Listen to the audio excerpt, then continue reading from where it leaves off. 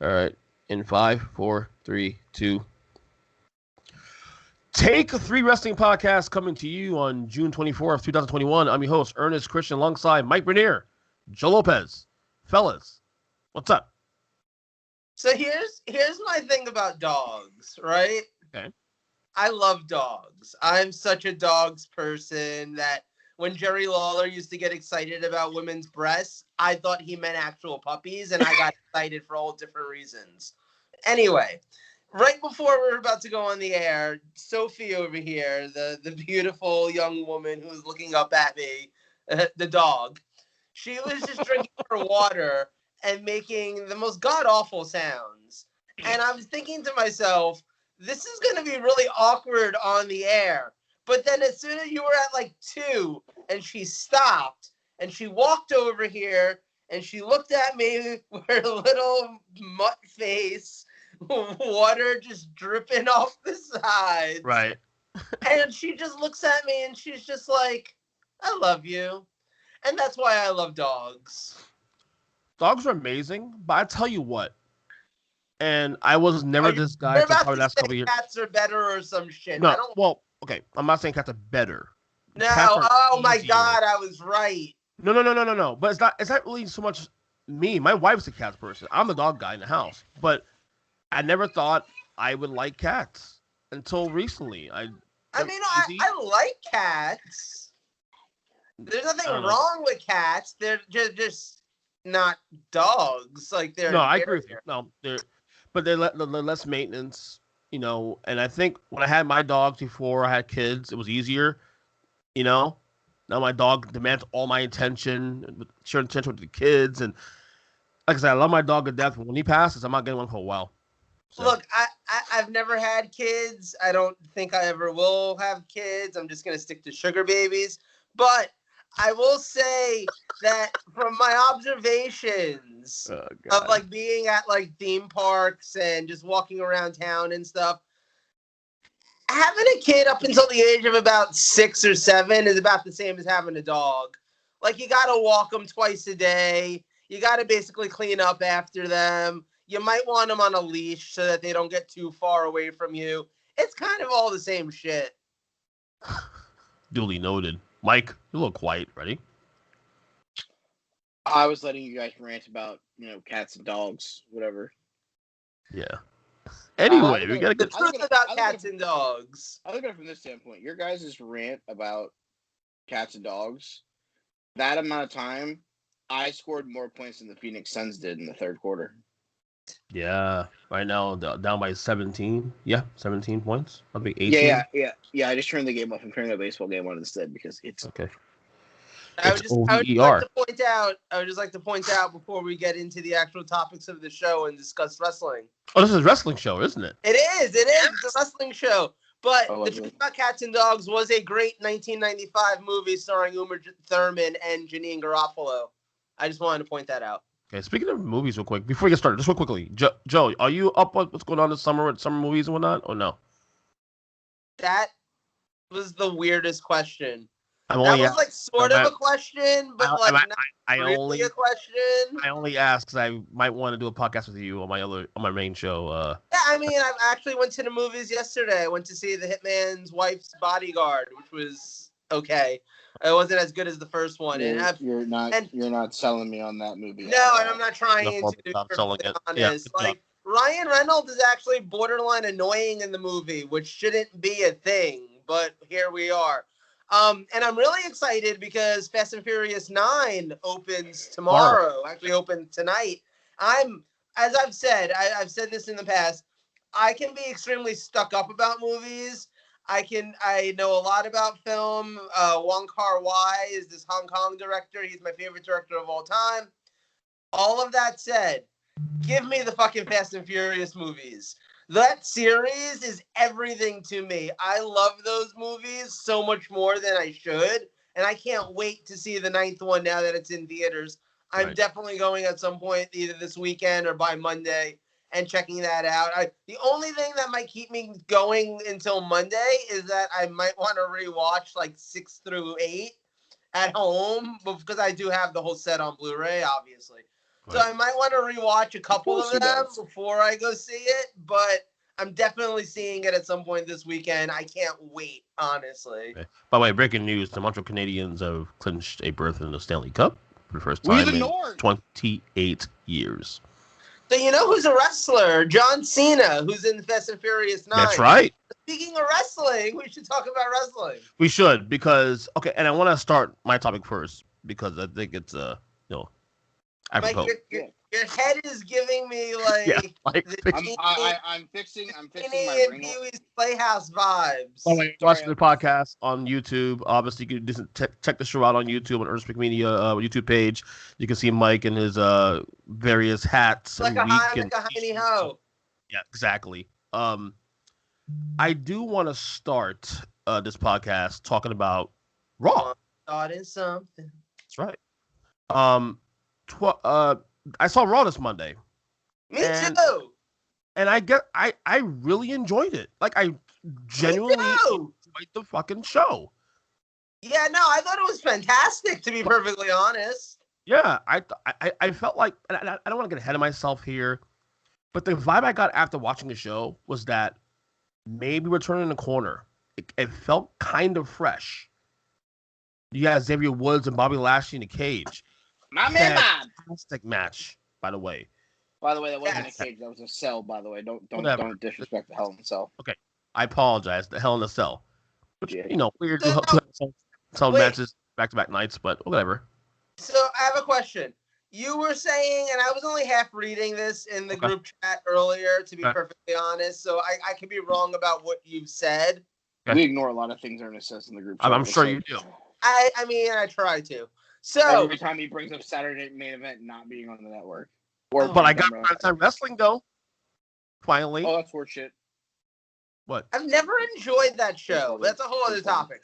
Anyway, so you said that a lot of people didn't enjoy this past week's Raw. Like, I guess you saw that on Twitter. A lot of people complain about Raw week to week on a fucking cycle every week. I mean, and including us. Like, we are part of that group of people that have done that. But I thought that part of the topic was that you were saying that this week's Raw wasn't well received because I loved it. I loved it too. So the thing is Ernest talking about cycles. We both have wives. They have cycles. Trust me, we should know that this fucking shit happens in cycles. Yes. No, clown. But I did see people complain after this Monday too. I'm like, okay, let me check this out. I watched it. Like, you want to who complained? AEW fanboys like yourself. That's who fucking complains. No, because they want something to fucking complain about. It's actually WWE fans I follow too that seem complaining on a fucking weekly basis, which is annoying as shit. No, look, I'm not gonna lie. Raw has been a struggle the last 6 months. Let's be real. But wrestling without fans has been a struggle for the last 6 months. But is it really as bad as people say it is, or what? Like I think this. Okay. Now we're talking about two different things, which is good. Yes. Has Raw in the past couple of months been as stale and repetitive and not worth watching as everyone says? Yes, in my opinion. It's the reason why I didn't watch it for about a month, which was a good break. Yeah. I really needed that break from Raw, and I think that's one of the reasons why, because I started watching it again, last week? And even last week, I enjoyed last week's show overall. I didn't think it was like the greatest thing of all time, but it wasn't bad enough for me to be like, I'm not going to tune in next week. In fact, like I didn't even watch Hell in a Cell, to be honest. I hadn't had time to sit down and watch the pay-per-view because I got to a point where I could either watch the pay-per-view or I could watch Raw live. I chose to watch Raw live, and I'm glad that I did because it was a really good episode. So I remember seeing at some point in the last week, I think after last week's Raw, I remember seeing an article online about how Vince had a new thing that he was demanding of the writers for the show every week, which was that there would be no cold matches. every match would have a reason for happening. And the funny part is when I saw this reported, people in like the Facebook groups that I'm in, like the wrestling Facebook groups and other places, Twitter and stuff, were actually complaining about this. And actually saying like, oh my God, Vince is so stupid. Like another thing that they're not going to stick to in a few months. Like no wrestling during commercial breaks and stuff like that. Which, yes, that was a dumb idea. And I'm glad that we've moved past no wrestling during commercial breaks. No more. We don't have a weekly 2 out of 3 falls match on Raw or anything like that. However, the idea of every match actually having a purpose is a fantastic idea. And you know what happens when every match has a purpose? You get an episode of Raw like this past week. Yes. Because every single match had a reason for happening. Every single match was there as a qualifying match for either the men's Money in the Bank or the women's Money in the Bank. And then the only other match that you had was the Xavier Woods Bobby Lashley match, which was easily set up because they set up the Kofi Kingston Bobby Lashley match for Money in the Bank. So it made sense that you get Xavier in there as a pawn in the story. And here's the funny part, too. I guarantee you 100% that the only reason there was a Hell in a Cell match on Raw this past week is because USA wanted a Hell in a Cell match on Raw. Because SmackDown got a Hell in a Cell match. Fox wanted a Hell in a Cell match. WWE put one on SmackDown. It's the real reason why the Roman match got moved to SmackDown, for the record. Then I still USA... think that it's because they would have had to close with Roman against Rey Mysterio. And for the record, the Hell in a Cell on Monday was better than the one on Friday. Yes, and so to address what Mike was saying, though, yes, the reason why WWE creatively decided, okay, if Fox is like, give us a Hell in a Cell match, they were like, look, they could have thrown any two people in there together and had a Hell in a Cell match. They made the decision to move Roman and Rey because of the reasons that you're saying, which obviously I 100% agree with that. But Fox just wanted a Hell in a Cell match. I don't think Fox could have given two shits. You could have put David Arquette in the Hell in a Cell match, and Fox would have been more than happy. Former WCW We're not champion, gonna baby. take it. So all I'm saying, I've lost my point. Wait, where was I? Catch it. Come on. So my point is, people were saying, Mike left. Mike's just gone. He was just Mike's like, what the fuck? Mike went to go look for your point for you. Hold on. Mike, you can find it. Yeah. I'm still here. It's just. Yeah. I like he's like Salvio. He's Salvio right now. He's here. Sorry, I was doing the catch point handshake. See? So, my point is, I'm sure that the only reason that Raw had a Hell in a Cell this week is because Fox wanted one and they got one on Friday. Right. And USA was like, us too. So they got one on Monday. And it's easy right now because it's not like they're in different arenas and stuff. It's not like they had to break this thing down and put it back up and all of that. They just kept it there for, the whole weekend, basically. It was Hell in a Cell weekend. So it all worked out fine. I can see people being like, oh, there was no reason for them to have a Hell in a Cell match and stuff. But there was. Maybe not a reason that you could think of creatively, but I think they made the best of a situation there. And giving Xavier Woods a chance, because, hey, look, for God fucking sake, we could have had Drew McIntyre versus Bobby Lashley a second night again. Of course. They could have done that. They could have easily done that. And the way they've booked Raw for the last couple of months, I'm almost surprised they didn't do that. They went with something actually fresh. They gave us Xavier Woods. You knew Woods wasn't winning. You knew he had no chance at all. But he put on a hell of a performance.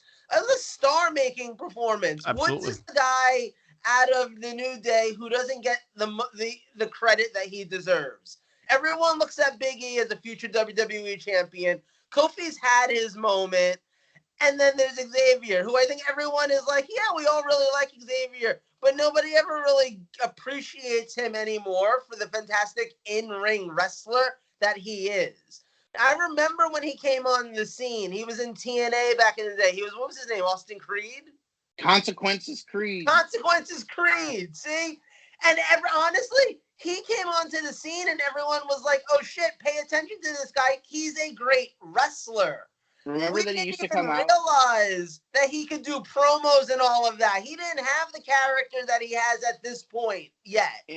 in Impact? Didn't he come out in like the Apollo Creed, Yes! like fucking red, white, and blue trunk? Yes, with the that was top his whole hat? gimmick. He was Yes. basically Apollo Creed. He was Consequences Yes. What? Creed.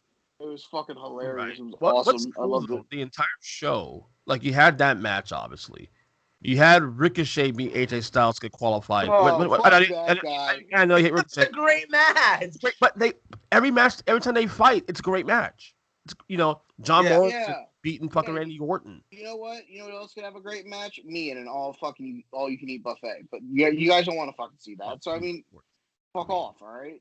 Fuck that guy. But I love though that they had the Viking Raiders involved in that. Yeah. It moved something along in the tag division.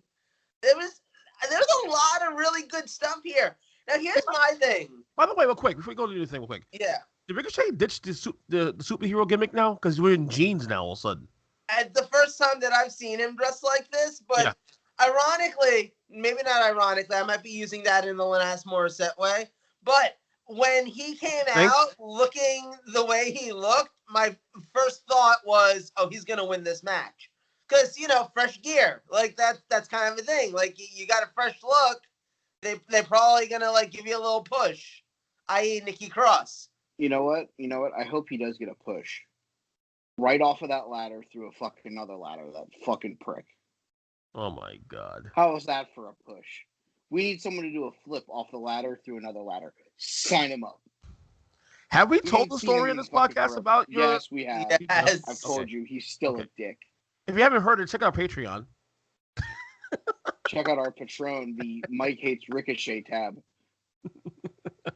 Why you should never get on Mike's bad side, though. This man said no to Tebowing once 8 years ago. If this motherfucker believes in still voodoo, like enemy number one. Ricochet's lucky that Mike Bernier does not dabble in voodoo, because he'd be fucked.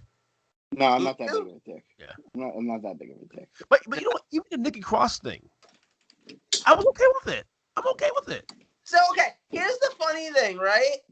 When she first showed up on Raw, dressed the way she was, and doing that whole, like, spirit of competition character and everything, my initial thought, as I'm sure was the initial thought of a lot of people, was, yo, what the fuck?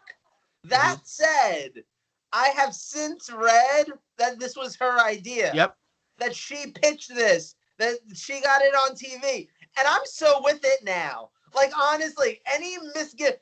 I had a moment where I was just like, they done fucked over Nikki Cross. You weren't the only one, buddy. The entire wrestling community fucking shit on it. And then when they found out that she was the creative on that one, okay. Right, because now it's exciting that WWE is giving a wrestler a chance to do their own thing. So now we're all like, okay, let's give it a chance. Let's see where it goes. It might still fail, but at least they're doing something different. At least they're thinking outside the box. Yeah. I mean, hell, one of the things that I've said on this show before, and I stand by this, half the problem with the women's division in WWE off of NXT, like on Raw and on SmackDown, is that half the women don't even have clear-cut characters. You need them to be able to stand out. This lets her stand out 100%. Ironically, her tag partner on Raw this week, Alexa Bliss, is the other one who really stands out because she has a unique, clear-cut Shayna's character. starting to now a little bit, but this feud with Alexa starting to. She's starting to. Like, and I'm going to say this, right? Look, I love Bianca Belair. I love her. Overall, I love her. I'm a fan of her in the ring. I think she's a great wrestler. The LSD, the PhD, the MLC, the LLC, the onomatopoeia of SmackDown. She has no character. She has no character whatsoever on SmackDown. She comes out, she smiles. She doesn't seem to ever be able to stop smiling. And that's it. Like, there's no character behind her whatsoever. I'm not going to lie. I miss her as a heel. She needs something. I honestly, like, give me her and Montez Ford on screen together every week. Even if they're being fucking, like, Michelle and Barack. Like, Even if they're just being, they could be Jay-Z and Beyonce. They could be fucking whatever power couple that they want to be. But give me them as like a power couple on SmackDown every week, because at least it'd be some character. At least it'd be something different. You know what I mean? Mike, did you see Raw this week? I watched a little bit of it today. What's your thoughts? I hope Nikki Cross pitched the meeting to become Super Nikki as this. Vince, I have an idea. Okay, Nikki, what is it? I want to be a superhero. We have one, Ricochet. Okay, pal. Better than him. I can do it better. I love it. I hope that was the entire pitch. I hope that was the entire meeting. Just fuck Ricochet. I can see it. Fuck that guy. No, the whole meeting was, hey, you know how you have Ricochet? Fuck that guy. Let him wear jeans. I'm better. That's why he came out in jeans. He showed up that night with his regular Ricochet gear, and they were just like, no. We don't need that no mo. You're going to have to go out in your jeans. We need you to become the now brother of Sheamus, old Rick O'Shea.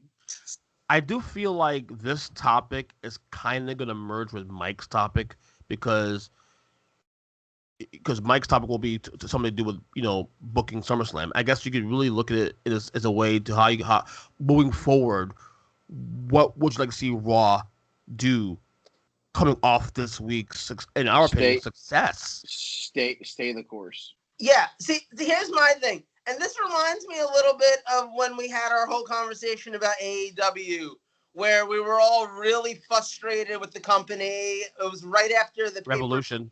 Most recent one, the one before February one.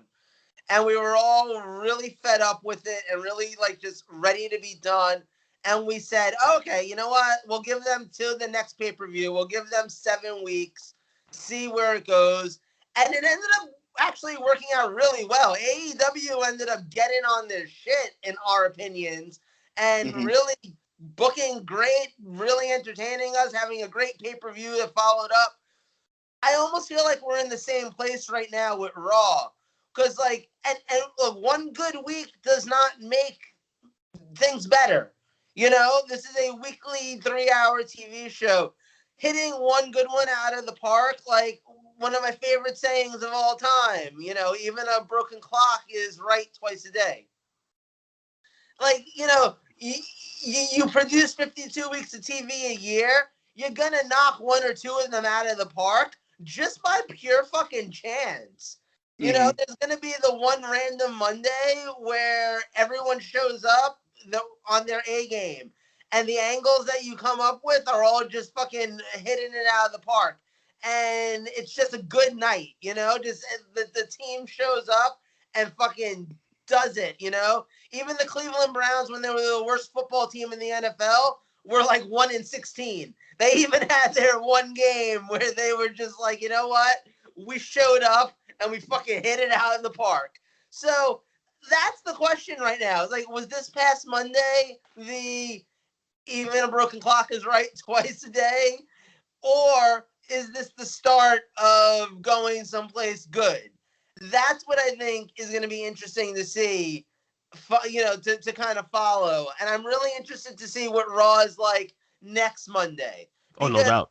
Because here's the thing. If next Monday is a bunch of rematches from this past week, I'm already out. I'm already oh, okay, last week was we had an easy way to give a whole bunch of fresh stuff. Like I said, if the thing about Vince saying he doesn't want any cold matches is true, first of all, I don't think that's a bad thing. But secondly, it's a reason why a week like this past week made sense. There's no such thing as a cold match if they're all taking place as qualifying matches to something. They all have you can have any 2 wrestlers wrestle each other who have never wrestled each other before, and it doesn't matter because it's all qualifying matches. Next week, you don't have qualifying match. I mean, you have the triple threat that's a qualifying match.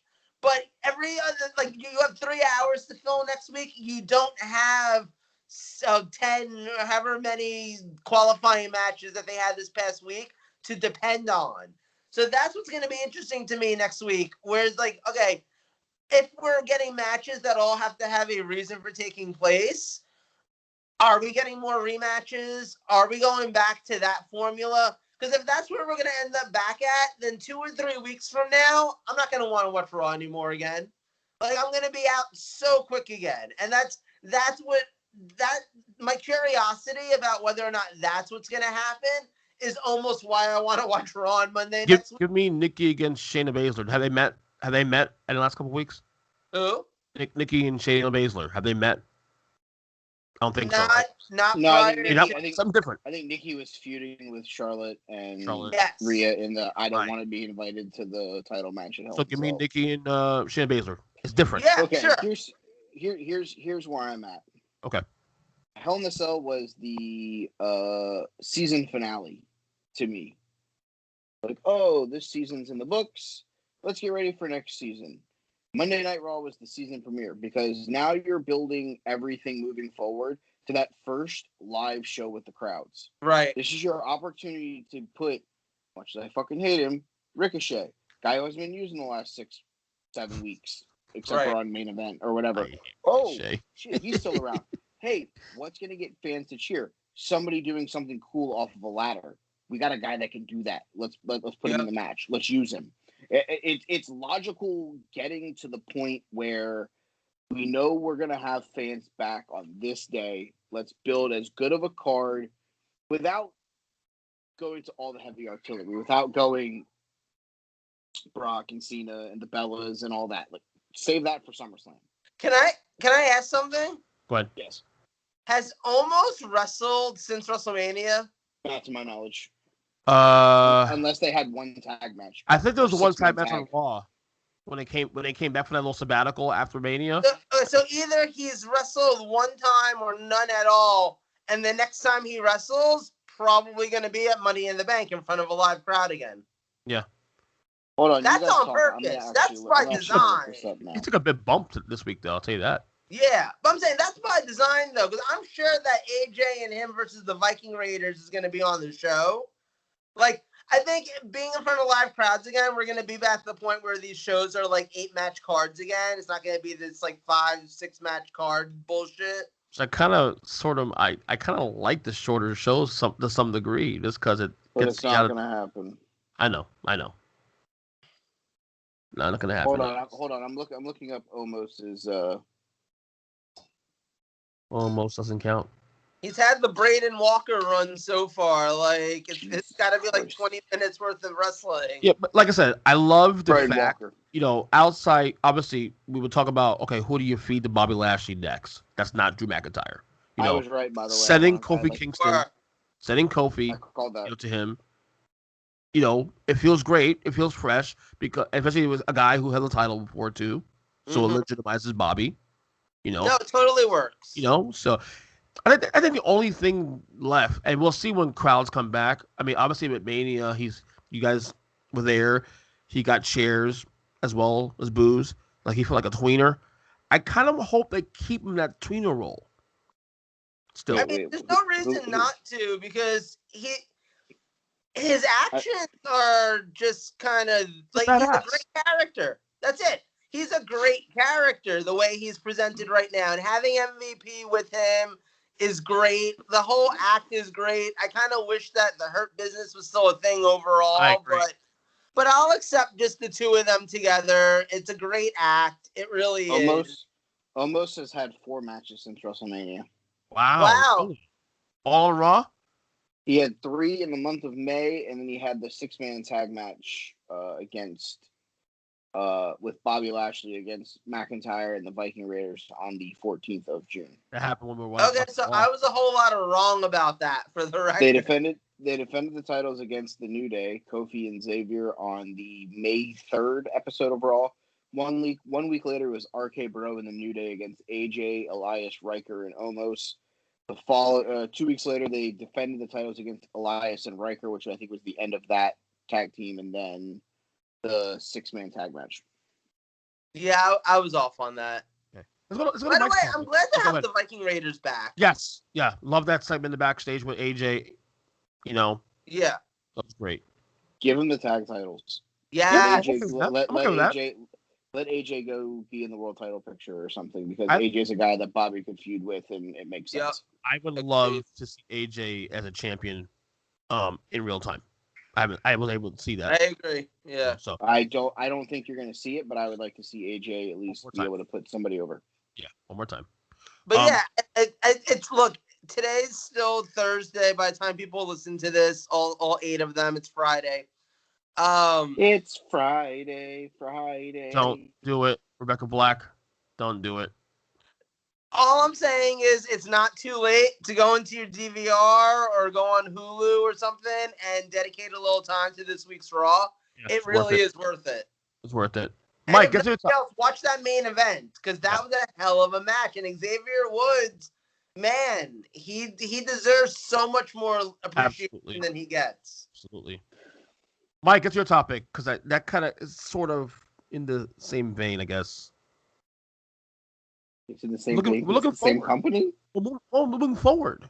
I don't understand how it's in the same vein if it's the same company. Well, we're talking about booking and talking about what to do next. Right. It's the same thing. This guy's an idiot. My topic for this week's show is fantasy book your SummerSlam card. Obviously, we're moving forward. Obviously, we still have money in the bank to go. But you have to fill 88,000 seats against the Manny Pacquiao fight. Do it. I don't care which one of you goes first. I can't big 8 right now. I'll just give you top of the card. Top of the card.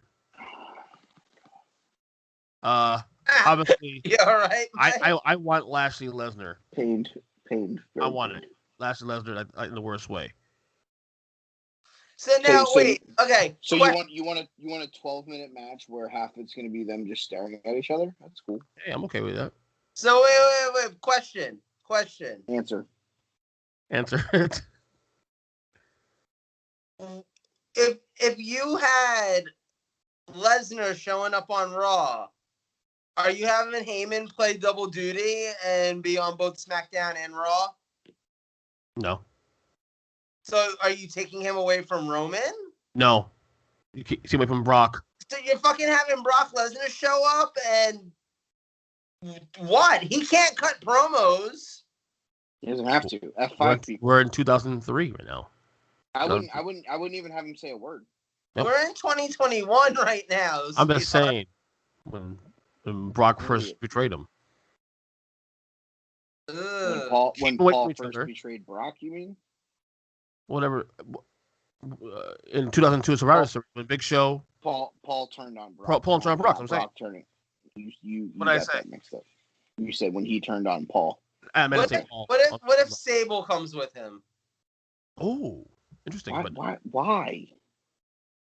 Titties. Why? Tiggle biggies. Like you care about that, Joe. No, I mean, it does nothing for me, but I am aware of the fact that, and happy Pride Month, everybody. I'm aware of the fact that like 97% of the wrestling fan community thinks they're straight. So I accept that 97% would be very excited by Sable's Tiggle Biggies. 97 fake percent. Yes, exactly. And the other 3%, including myself and some other really awesome people that I've randomly sat next to at wrestling shows, swear to God, that happens a lot. Yes, Mike can attest. That happens a lot to me. It's like somehow the one other gay fan in the building is sitting next to us. For those of you that don't know Joe on a personal level, we've made the joke that his gaydar is broken because he was married to a woman.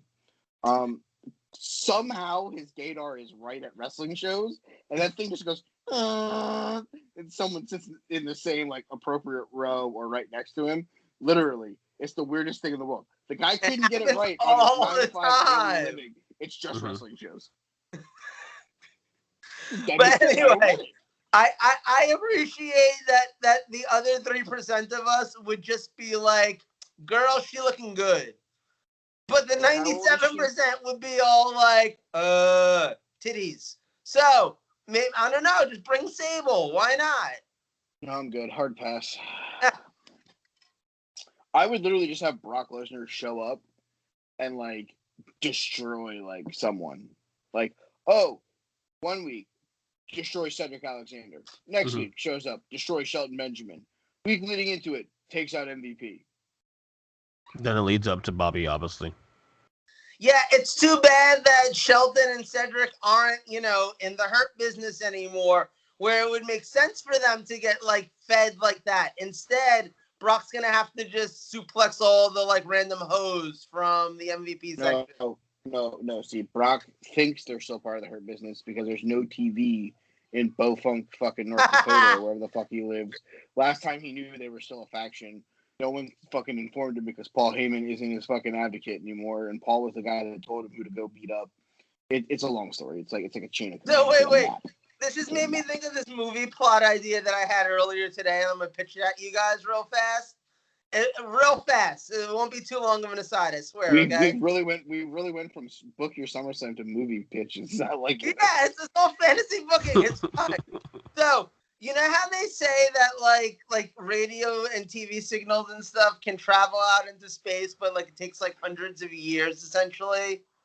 So what if there's a planet that starts receiving our signals, and they're receiving them like 100 years behind or whatever, and they see that like World War II is happening, and they're just like, oh shit, this is the perfect moment to strike. Because look at this, they're fighting each other, they're destroying each other, they're about to blow each other up. This is the moment. Let's go. Let's fucking go do it. Let's invade. And they show up, and it's the year 2040, and we're actually ready for this shit.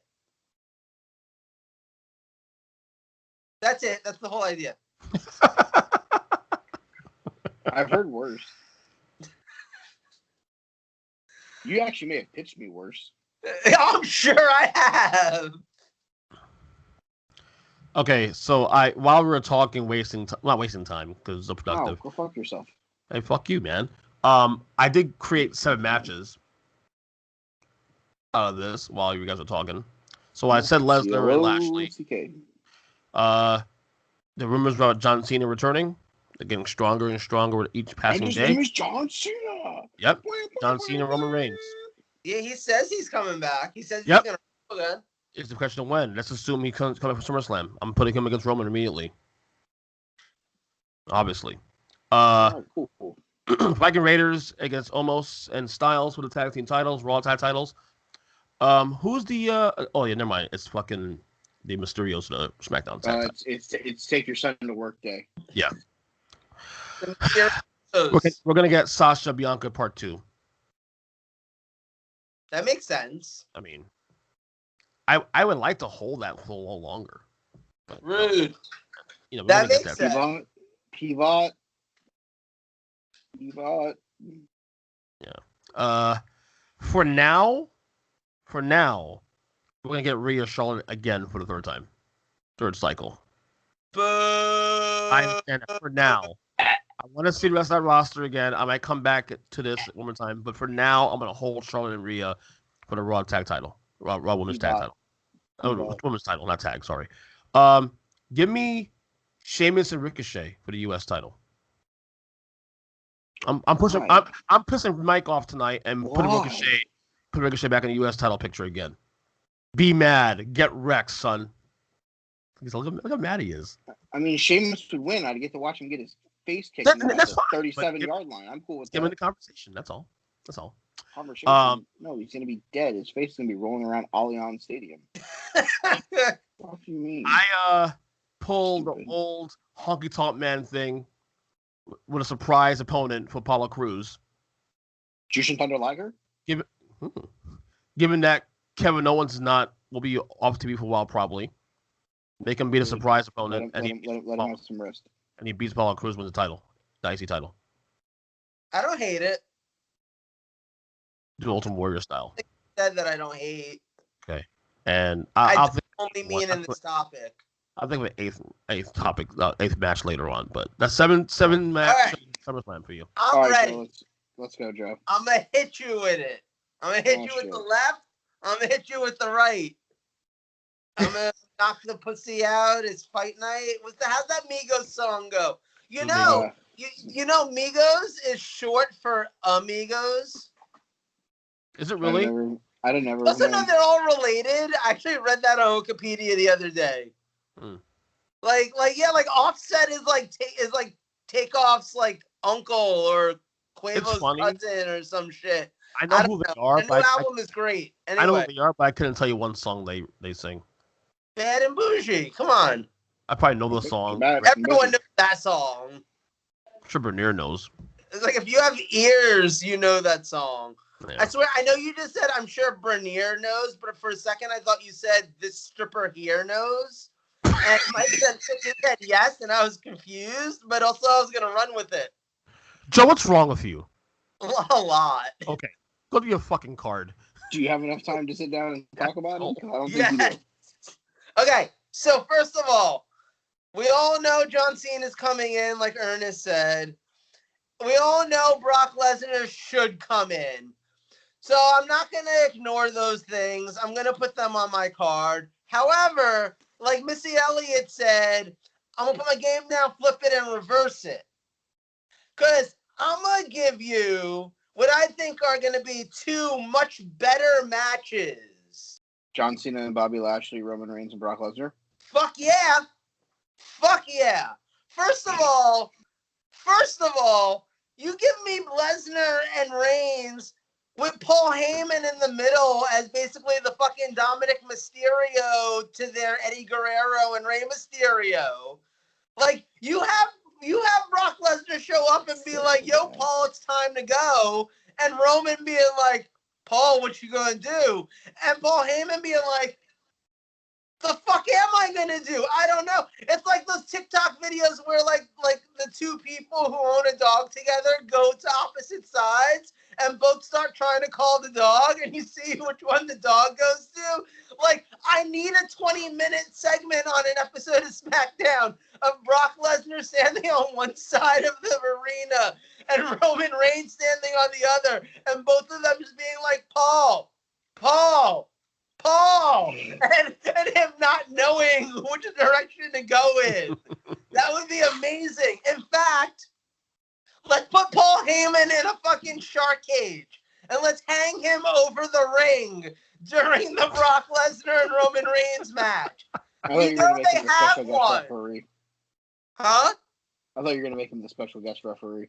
No, that's too obvious. Let's put him in a cage and just dangle him over the fucking ring during the whole match. Well, the last time that there was an obvious end with a referee involved was probably Paul Bearer hitting Undertaker with an urn. Everyone was like, oh, man, he's going to help the Undertaker win. Oh, my God. But wait, it would be amazing, though, because he could do the whole gimmick of being over the cage, like over the ring in the cage, in the shark cage. And he, like, takes a fucking chain out of his pocket. And you don't know which one of them he's trying to throw it to, but it seems like he's trying to throw it to Roman. But is he trying to throw it to Brock? But somehow it neither one of them catches it and it goes flying, and we'll never know who it was meant for. Like this shit writes itself. Come on. Facts. And on the other side, I just think John Cena and Bobby Lashley could have a good match. Like, I honestly also don't necessarily think that Lesnar and Lashley could actually have that good of a match. Because how many suplexes is Bobby Lashley taking? How many is Brock Lesnar taking? You know, here's a question with that. I know that Lesnar and Reigns can have a good match. They've had really good matches, honestly. So I'm not afraid of watching that again. Where could Lashley benefit? Who could Lashley benefit from mostly? Through Cena or through to Brock, you think? If he's getting the win, it's kind of same, in my opinion. I mean, I think Cena gives him the better match. I think Lesnar gives him the bigger draw, beating Brock in Vegas when he was one of the big like UFC draws for a while in Vegas. Yeah. Right. I think that's kind of where it stands. Like, Lashley and Brock will probably be like a 12-minute car crash, probably like 35 after you add the entrances and everything. But yeah, I think that realistically, if that's the match, then you have to kind of think that. I like Joe's idea. Well, see, Cena, Lashley. I like that. I also think that if you do get Lashley to come in, it's probably. I'm sorry, if you get Lesnar to come in, it's probably Lesnar showing back up on the Lesnar schedule, which means he's gonna be around. Cena's probably a one-off. Cena's probably coming in for SummerSlam, and that's maybe a little bit to the build-up to SummerSlam. But after SummerSlam, Cena gone. Cena not coming back. So I think that maybe to Rumble, right? Rumble. I think he comes back because I think he leaves with a WrestleMania win, but that's down the road. No, yeah, I'm not saying gone for good. You're right. My mistake for that. What I meant is he's not sticking around. You literally hit us with the Gone Forever Aaron Hernandez. Yeah, no. I did not mean that. I meant more like Gone for a While, season 5 Gossip Girl. So, okay. How's going for you? Back. So, but my thing is though, like, I think that you put Cena against the guy who he's definitely going to lose to, whereas Lesnar doesn't necessarily have to lose. You know, like. And if this ends up, I'm not even gonna like ask for the argument right now because let's wait to see if they actually book him for SummerSlam, and then Mike can explain to us why Brock Lesnar should beat Roman Reigns. But I think that makes there's more money in that than there is, and in having Lashley pin Cena than there is in doing it the other way. So like I said, I'd flip it and reverse it from all of the rumors right now. And do this instead, personally. Good job, Mister. Huh? To the reverse it. Love it. I mean, do what you gotta do, right? Okay, so match number 3 is the big one, and you're gonna be surprised. It's for the Raw Women's title, okay?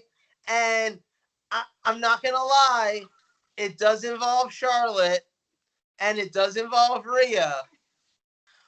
But it's also going to involve who are the other women? Oh, Asuka. I almost did that 3-way for a second, but and it's also going to involve Alexa. And it's also how many women have I named? That 4. 4. That's 4. And it's also going to involve Nikki. And it's also going to involve He's literally just freestyle. He's literally just freestyling off the top of his head. I'm giving you the Raw Women's Championship Elimination Chamber match. Ooh. Oh my God, that's and awful. I specifically put Nia in instead of Shayna so that Shayna can't possibly bore us to death in another Elimination Chamber match. So bad. He has been barred from Joe Lopez Elimination Chamber matches. Wow. So bad. It's so bad. I think that the Raw Women's title needs a shakeup, and I don't think that just a new one-on-one match for Rhea is going to do it. I think this is your chance. Throw these 6 women in there, the top 6 women, arguably on Raw right now. Give them a chance to shine. Give them a big spotlight. Do it as an Elimination Chamber. I think that's where it's at. Okay, Mr. Booker, who wins that match, though? I'm curious. How would you book that? Asuka? Alexa. Oh, Alexa. Okay, sorry. I think you take this as the opportunity to get the belt onto her. Let her in. Yeah, exactly. Yeah. All right, so what was that? I don't hate it. Matches? Yeah, 3. Okay. Shit, man. I don't know. Oh, okay. So for the Raw tag titles, all right, give me AJ and Omos. Give me Rated RKO Bros. Okay, bro. That's the one. I couldn't think of their name. I couldn't think of their name. It's a good angle, though, man. I'm loving it. Give me RK Bro. Give me the Viking Raiders. And give me the New Day. And let's have a 4-way tag match. Car crash. Give it to me in like 10 minutes. Fucking go all out. Go crazy. I want to see it. I think that would be a fun tag match right there. That's it? What is that, 4 matches? 4 matches, buddy. I haven't watched SmackDown in forever. I don't even know who's on SmackDown anymore. Who's this later one, too? You know what? I've seen rumors about this being a real possibility, and I really like it on paper, so I'm just going to go ahead and fucking steal it. Give me Edge and Seth Rollins. Give me that from the SmackDown side. That's a dream match to me. On paper, that's one that I like as a person who was a fan of Seth Rollins since back in like 2007. Like, you've always seen the little bit of influence that Edge has on his style of wrestling. And it would have always been awesome to see them get in the ring together, and then Edge was retired for a decade. So now that we actually have the opportunity to see it, now hopefully Seth Rollins doesn't go out there and injure another legend, but Sting did come back. But I think we have to take the risk. I think if Edge is okay with it, let's take the risk. So I'm going to throw that onto this card. That's what, 5 matches now? You're getting there, bud. You're getting there. All right. So match number 6. I'm gonna give you Apollo. I'm gonna give you Apollo defending the Intercontinental title against Cesaro. Okay, I like that. And in my dream world, Cesaro would probably win the belt. But I think the two of them could actually have a really good match. And I want to see Cesaro continuing to get the upward tick in his push. And you're obviously not putting him in the world title picture again right now. And the shit with Seth Rollins is obviously pretty much over. I think this is a good direction for him to go in. Beef up the mid-card, baby. Exactly. So that was 6 matches. And obviously, I think Bianca's going to have to be on the show defending her title. And you know what? I actually didn't hate the idea of her versus Sasha. So I'm going to go ahead and steal that one from Ernest. And I'm going to give you that rematch. I think that's a good one to rematch off of WrestleMania. I'm here for it. Although I will say to you quick, though, I wouldn't mind if they pushed that to Survivor Series. Make Survivor Series relevant this year. I know that's the on the big 4, it's the least of the 4, but make it count this year. Wouldn't mind it. The problem is, who do you feed to Bianca between now and then? That's if not Sasha. Carmella, Liv Morgan. But SummerSlam worthy though? Carmella's SummerSlam worthy. Okay. Bailey is already used up now, obviously. Yeah, no, Bailey's used up. Bailey's like a used up hanky. Yeah. It's good for you. All right. I have an 8th match for you guys. Okay, here's the last match. And I will be done. I'm not booking the pre-show. Kalisto's not even here anymore. For my 8th match, I present to you guys for the U.S. Championship a Mr. Sheamus O'Shaughnessy. I think that was his name back in the day. I always remember seeing it on EWR. So Sheamus will be defending his belt against Drew McIntyre. Because those two have had some awesome fucking matches this year, and not a single one of them has been in front of a live crowd. Put them in the ring, make it the fucking opener of the show, let them go ham for like 15 minutes. That crowd will be behind it. It gives Drew something to do. Hell, put the U.S. title on Drew. That could be Drew's redemption storyline. His like rebuild his way to the top. Because like right now, there's no place for him otherwise. I'm okay with him. Obviously, they have no problem putting the U.S. title on former world champions. Hello, Sheamus. So there's no reason not to do that with Drew. I think that's a great place for him. I think that would be a great little match, a great little feud. And it makes sense. You know, with the history that they've had, it works. Okay, Mike. Book the shit. All right. First match, triple threat match for the United States Championship will be the champion Sheamus versus Drew McIntyre versus the phenomenal AJ Styles. Ooh. My second match is for the Raw Tag Team titles. It is the Viking Raiders, Eric and Ivar, the new champions, after they win the titles at Money in the Bank, defending against RK Bro. I love it. My third match for the SmackDown Tag titles, it is the Whose Line Is It Anyway? Bring Your Son to Work Day tag team of the Mysterios versus the team of Chad Gable and Otis Pull the trigger. versus the Street Profits versus the Dirty Dogs in a fatal 4-way match for the SmackDown tag titles that I would put the titles on Chad Gable and Otis coming out of. I would too. Can I propose that from now on, Chad Gable and Otis are henceforth known as Chodis? Oh, man. Christ. Jesus. Joe. My fourth match is for the Raw Women's title. I'm going to go singles match because I want this match to be effective in getting over the person that I have walking out as the champion. Give me Rhea Ripley defending the title against Alexa Bliss, with Alexa winning. Mm-hmm. So you have a different Elimination Chamber match? Because, bro. I don't have an Elimination Chamber match set up, bro. Bro. Do you even have a shark cage on your show? Bro. No, I don't. Chodis. You left me at Chodis, dude. For the SmackDown Women's title, the champion Bianca Belair versus the winner of the Women's Money in the Bank briefcase, the returning Becky Lynch.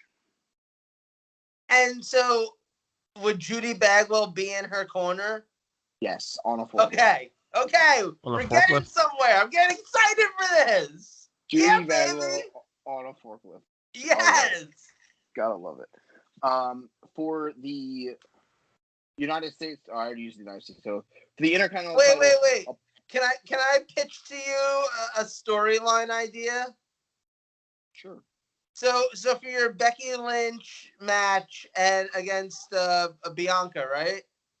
So she's cashing in the Money in the Bank. But what if there's a segment where she's like in the ring and she's holding the baby, and she's like, Bianca comes out and is like, oh my God, can I meet your baby? And she's like, I really want you to meet my baby. I really want you to meet my baby. Fucking boom! It's a bag of potatoes, and she just starts beating Bianca over the head with the potatoes because she's Irish. So like, wouldn't that be the best segment? Fucking beats her down with the potatoes. What goes to that brain of yours, dude? Seriously. Jesus. For the Intercontinental title, I have a Apollo Crews Open Challenge match that will be answered and will be won by the returning Daniel Bryan. Ooh, interesting. I like that. Same style as mine, but different. I have the Edge versus Seth Rollins match that Joe mentioned previously. I have this is going to be an interesting one, and it's one that does it have potatoes? No, but it's a very interesting concept. You got to figure out something that we're doing with the Usos here, because you're not going to leave them off of the show. Oh, don't. As an asterisk, can I add a 9th match to my card? Kickoff show. So for the SmackDown tag titles, I want to have the Usos take on the Mysteriosos. All right, good talk. Okay, moving on. I have Jimmy and Jey Uso teaming up to take on a new tag team. Oh. I want the team of Cesaro and Kevin Owens. I don't hate it. Obviously, I have the 2 world title matches, with it being John Cena versus Roman Reigns and Brock Lesnar versus Bobby Lashley. And then I have this one. It'll be my kickoff show match, or it'll be on the main show, because you're not going to put them on the kickoff show of Summerslam.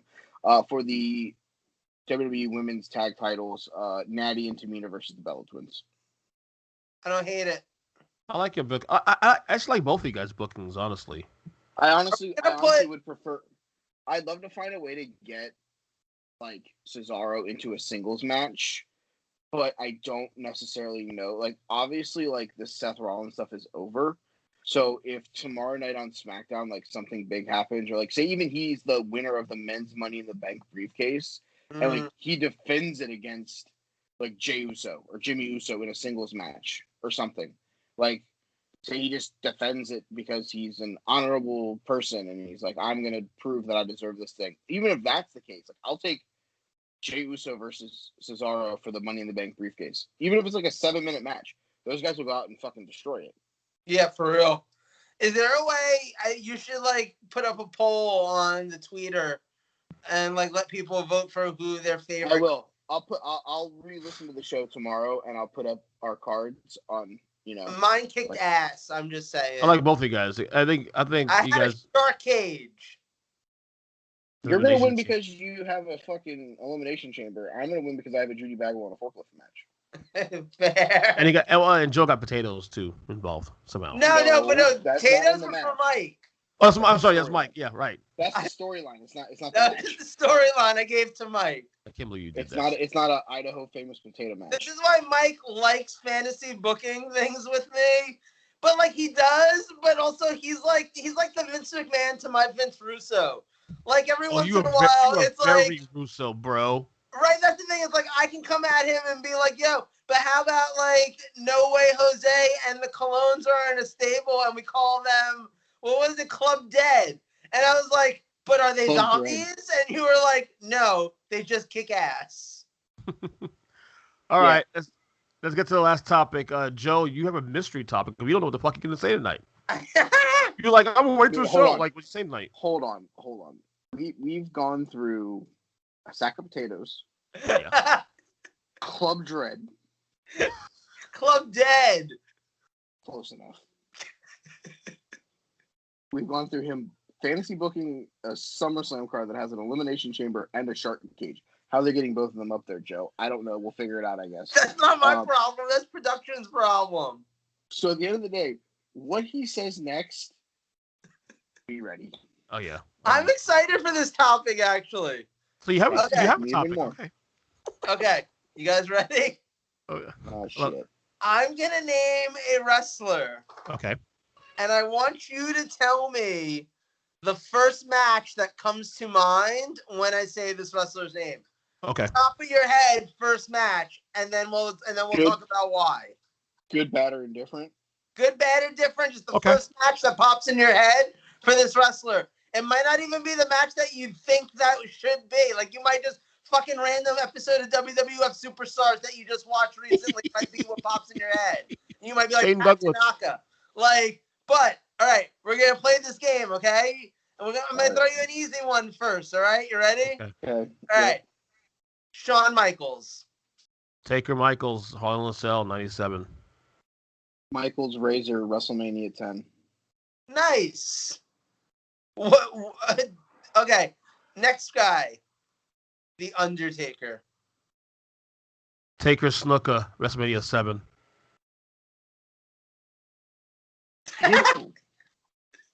Just came to mind. His first WrestleMania match. What the fuck did we tell you?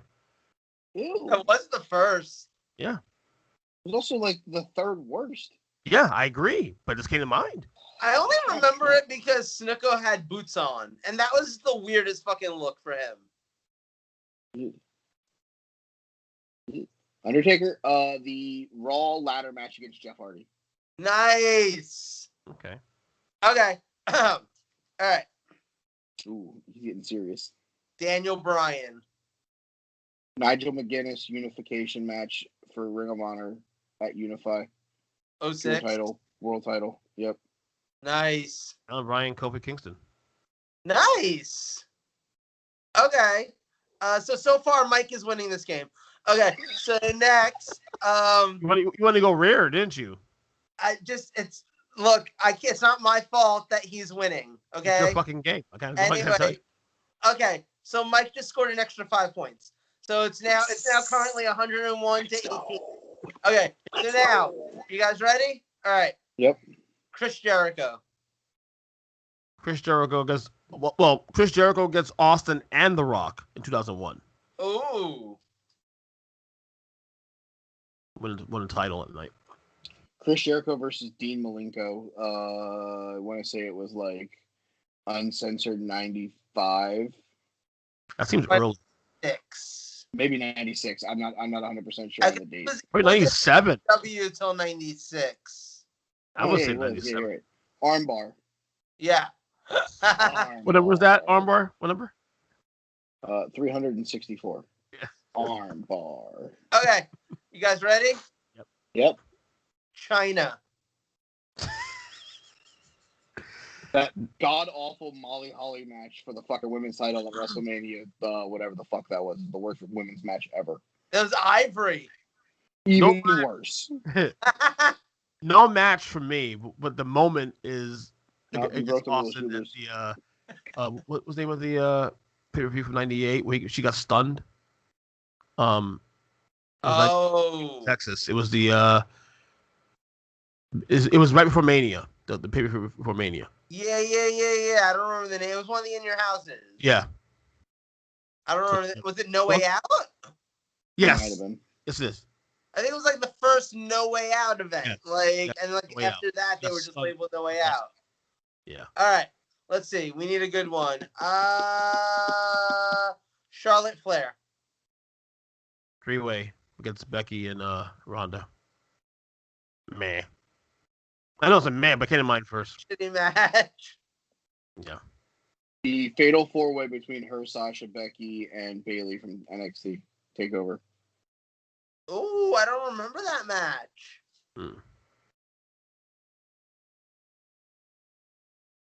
Are you frozen? I think it was pretty. I think it was a good one. Second, buddy. I'll have to look it up and text it to you. I don't remember offhand. I'm pretty sure there was a fatal 4-way that they had. I believe you. Like it sounds familiar now that you're saying. Like it was at like Full Sail, right? Yeah, it was one of the takeovers. It was one of those takeovers. Yeah. Yeah, it may have actually been takeover fatal 4-way. Huh. Because I know they had a men's fatal 4-way that night. They may have had a women's fatal 4-way that same night. I'll look it up and I'll let you know. Okay. Sting Hogan 97. Ooh. I was there. You were there. Savio. I'm gonna this one is so bad, but it's just like for some reason it's the worst thing that come to my mind. Wasn't he in that Chamber of Horrors cage match at like Halloween Havoc '93 where like El Gigante and the Butcher got electrified and all that shit? I don't know if he was in, I feel like he was. I feel like he was. I think he was feuding with Cactus Jack at the time. Yeah. Was that a Kevin Sullivan booking? Probably. God awful. It was god awful is what it was. Jesus. All right. I got a hard one for you guys. You ready? Ooh, hold on. I gotta put my thinking cap back on. All right, let's go. All right. Savio Vega. Savio against Stone Cold. Strap match. 96. I knew you were going to say that.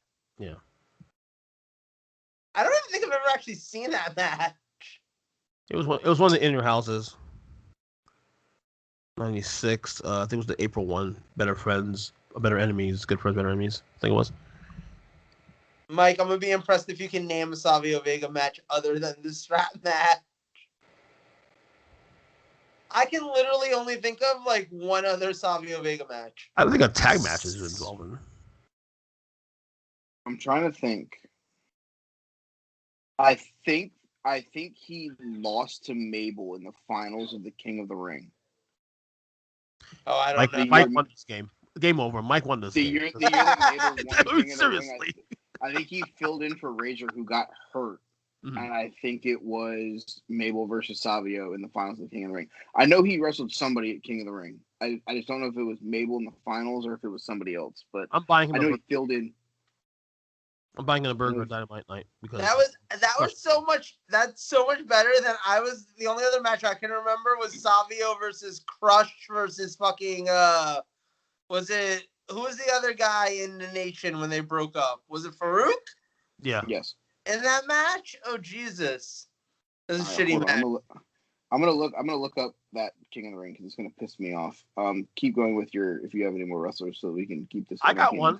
Can I we chip in this game real quick? Sure, go ahead. We go a little old school here. We can get Joe to answer one. Yeah, Haku.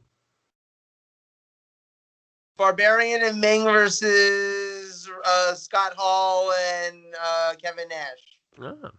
That was at like a fucking Halloween Havoc or some shit. Like 96, 97. Yeah, it was a good match too. They were an underrated team. Mike? Any WCW hardcore match that had Mang involved. Mang. You remember the time on the show when I pitched that Mang should be like brought into a company as like a hip hop guy and be called Gucci Mang? I do remember that. I do remember that shit, actually. I thought you lost your marbles at that point. And it's only gotten worse from there. Yeah. Now I'd have it pitted people with fucking sacks of potatoes. Yeah. That's true. You are Gucci Mang. That is facts. You got someone else for me? I could do this all night. Okay. Another one. For like 5 minutes. I got one for you. What? Bret Hart. You say Owen Hart? Bret Hart. Oh, Bret Hart.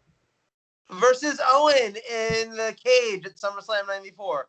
Excellent match, by the way. Best cage match I've ever seen. Like regular cage match, best cage match. Bret Hart against Perfect in SummerSlam 91. Oh, it's a good one. So what year did I say that Mabel beat Savio Vega in the King of the Ring finals? 96. So I was like, I didn't remember you saying the year. It was 95. 95. Okay. He beat Yoko by count out after beating the Roadie, and then it was Mabel in the finals. Oof, what a bad roster that year, man. God. I was close. You want to talk about top heavy roster? Don't pull that shit out. You want to talk about top heavy roster for WF? That 95. Yeah, Shawn Michaels, Kevin Nash. Yeah, you're right. Oh, It was top heavy. There was a lot of weight on the top of that fucking. Okay, wait. Okay, I got one for you guys. Speaking of the 95 WWF roster, Diesel. Diesel against Bob Backlund. Oh. Bret Hart Survivor Series where because I was there, where he loses the title and then powerbombs Bret after the show goes off the air. Oh, shit. I didn't know you were there. U.S. Air Arena in Landover, Maryland. Nice. 1995. It was the start of the final Diesel run. Yep. Before he left WCW. Ooh, right. Better one. I got one. Let's round robin this. I just did one now. Ernest, you give us one. All right. Red Rooster.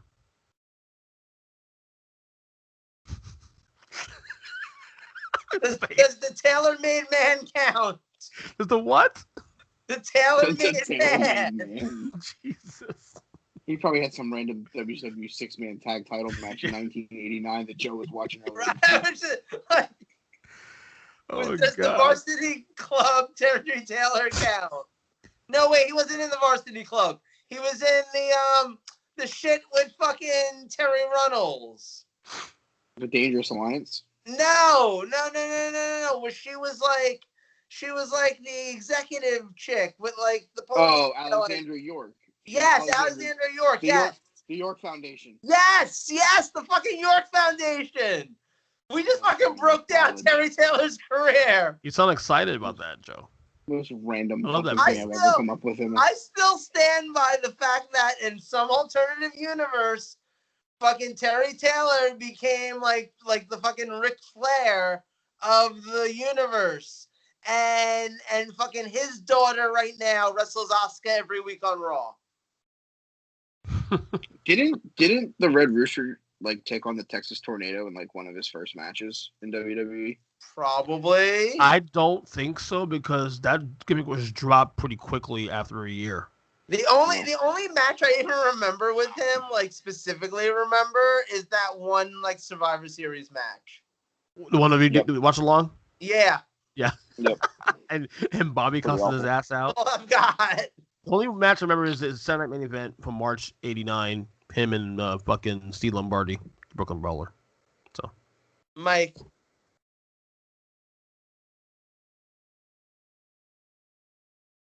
Let's go. Dead Air with, podcast. Let's go with Sid. Ooh. Vicious or Justice? What Sid you want? You want Justice or Psycho? Both. 1992 Royal Rumble. Yes. Justice, I'll give you the Hogan match in Mania 8. Horrible fucking match, just for the record. That is Psycho Sid. Give me HBK against Psycho Sid in 96 Survivor Series where Psycho Sid won the title. Nice. Only to lose it a month and a half later. I was gonna say which one of you is gonna bring up the fact of like the Sin match where he like blew out his entire fucking life. Oh Jesus Christ! I tried to forget that, Mike. So let's not do that. We're trying to forget that. I really tried to We're going into shock. We're all going into shock right now. It's like our legs are straight now. You're like, by the way, Sid has some of the best botches ever in terms of like promos and shit's the best. All right. One more round. That's it. Okay, that sounds good to me. You guys ready? Yeah, go ahead. Yeah. Mr. Perfect. Yes, Mr. Perfect. He had a great match against Hogan actually in '90. Really? Yep. Sign up main event. Huh. Which episode is it? I'll look it up on Peacock. I think it's the April '90 episode, right after Hogan lost the title to the Warrior. So you want to watch that along on Peacock together? One day. One day. You're here. There's nothing to fear. 'Cause I know they'll upload main event. Let's check it right now, actually. Let's not check it right now. Wait. I'm right ahead of you, buddy. It's go ahead, Thursday. Mike. They don't do updates on Thursdays. My Mr. Perfect selection will be not there. I don't love that for you. That stuff is on there. That's it. I feel like he had a U.S. title match against Booker T on an episode of Monday Nitro. Was that during his Rapid Crap era? No, that was during his. I'm a member of the NWO. One of the 2000 members career. Jeez. Yeah, NWO 90. Yeah, NWO 90, 90, 90, 90, 90, 90, 90, 99. I mean, or it sounds. Or my other alternative would be his Royal Rumble match in like 2000. Like was it 2002? 3? It was one of those. Where he made Final Four. Yeah. It was either 2002 or 2003 where he was a surprise entrant. Yeah. Yep. Nice. All right, Ernest, give us a person. Oh, okay. My fave, Macho Man Randy Savage. Obviously, Steamboat. Wow. Mania 3. That to me, like that's the go-to, most obvious one. DiBiase in the tournament finals. Nice. Mm. Okay. That whole tournament sucked. I think Mike's turn, right? To close this out. We're going to close one with a personal favorite of mine. The American Dream, baby. Dusty Rhodes. Oh, this is good. I'm going to go SummerSlam 89 against Honky. Against Ric Flair. Starcade. American Dream. I got to say, I'm never that big a fan of his, though. Like, but I feel like he's one of those guys that because I grew up watching WWF, I just didn't get him. You know, and then you saw him for like a year and a half, you were like, "What the fuck is this guy?" Exactly, and he's never someone that I got that into. I think if I watched him now, like there'd be a lot more of it that I actually enjoyed. But growing up, it was never my cup of tea. Yeah, baby. I feel like we should bring this back. This round robin thing. I think we should do this as another. I might use this as a topic in save this name. Save the name. I love that. No, honestly, so I was down on topics tonight. I was down to 3. It was either this. It was finally playing with the game that I want to play, where I name wrestlers who appear on Dynamite. Who appear on AEW Dark. And we decide whether or not they're ready for Dynamite or they should stay on Dark. I call this game Dynamite or Dynamite Not.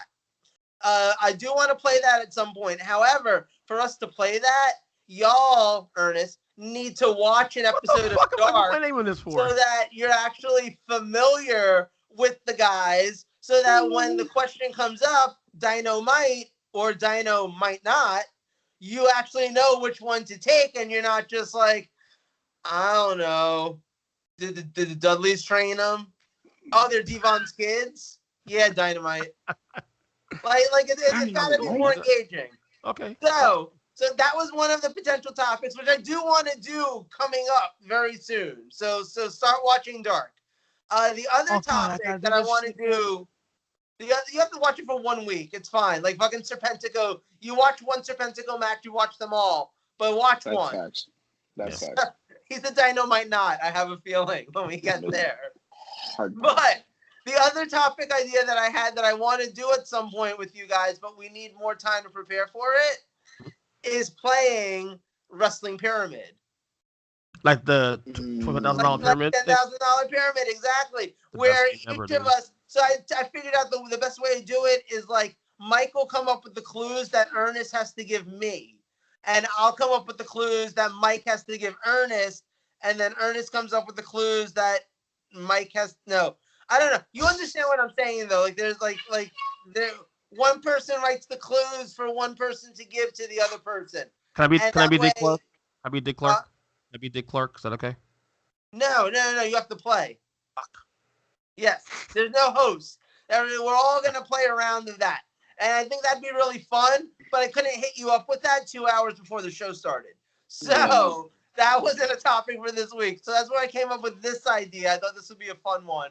I'm glad you guys enjoyed it. Okay. Joe, before we go, what do you love this week? All right. So Roderick Strong, you know, this isn't the first time that you've left a group only to be brought back in another group. And I know some people see Generation comment next.